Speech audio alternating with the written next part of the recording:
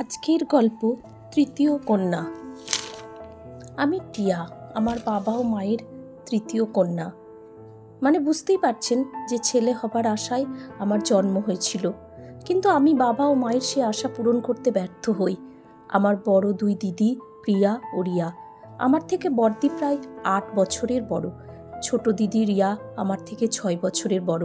আমি টিয়া, আমার এখন বয়স 18। আমি সবে হায়ার সেকেন্ডারি পাশ করে কলেজে ভর্তি হয়েছি। আমার বড়দি প্রিয়ার অ্যারেঞ্জ ম্যারেজ। পণের টাকা বাবদ যা কিছু ছেলেপক্ষের দাবি দেওয়া ছিল, বাবা মা সবই তা পূরণ করেছেন। তবুও দিদিকে কথা শুনতে হয় সব সময়। দিদির একটি ছোট 2.5 বছরের মেয়ে আছে, সানিয়া তার নাম। দিদির মেয়ে হওয়ার পর আরও কথা শোনায় শ্বশুরবাড়ির লোক। আমাদের কোনো ভাই না থাকায় দিদির নাকি মেয়ে হয়েছে। দিদিকে বাবা আনতে গেলে তারা আমাদের বাড়ি পাঠায়ও না। মেজদি রিয়ার লাভ ম্যারেজ, সে প্রায় আমাদের বাড়ি আসে না বললেই চলে।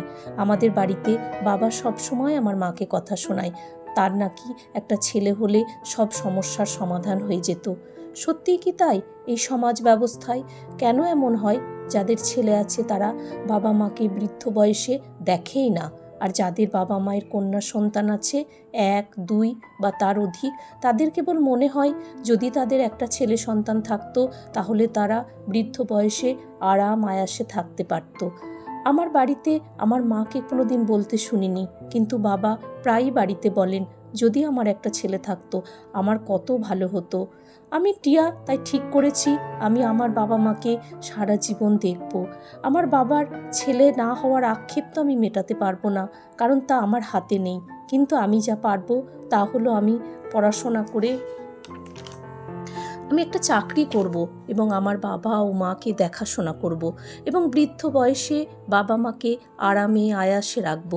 আমার বড়দিকে নরক যন্ত্রণা থেকে মুক্তি দিতে পারবো কিনা আমি জানি না, তবে দিদির পাশে দাঁড়িয়ে বলতে পারবো, দিদি আমি তোর পাশে আছি, দিদি তোর কোনো চিন্তা নেই, আমি তোর পাশেই আছি। মেজদিকে আমি দেখাশোনা করব। এই সামাজিক আর্থপটে একটা চাকরি জোগাড় করে আমি আমার বাবার সংসারের হাল ধরব। আমি আমার বাবা মায়ের অনাকাঙ্ক্ষিত সন্তান। আমি টিয়া, আমি আমার বাবা মায়ের তৃতীয় কন্যা। আমি জোর করে এই পৃথিবীতে আমার নিজের জায়গা করে নিয়েছি। আমি জন্ম নেওয়ার পর বাড়িতে কান্নার রোল পড়ে গিয়েছিল। বাবা বাড়ি থেকে চলে গিয়েছিলেন। আমার পিসি আমার বাবা ও ঠাকুমাকে সান্ত্বনা দিয়ে বলেছিল এই বাচ্চাটাকে পিসি নিজে বড় করে তুলবে। পিসির এই কথা শুনে বাবা বাড়ি ফিরেছিলেন, আর ঠাকুমার কান্নাটাও বন্ধ হয়েছিল। তারপর আস্তে আস্তে সব ঠিক হয়ে গিয়েছিল। পিসিকে আর আমাকে নিয়ে যেতে হয়নি। আর 2 দিদির সঙ্গে আমি বাড়িতে অনাদরে বড় হচ্ছিলাম। নিজের চেষ্টায় আমি হায়ার সেকেন্ডারি পাস করি, নিজেই কলেজে ভর্তি হয়েছি। আমি টিয়া, আমি সব পারি। আমি বাবা মায়ের তৃতীয় কন্যা, তাই আমাকে সব পারতে হবে।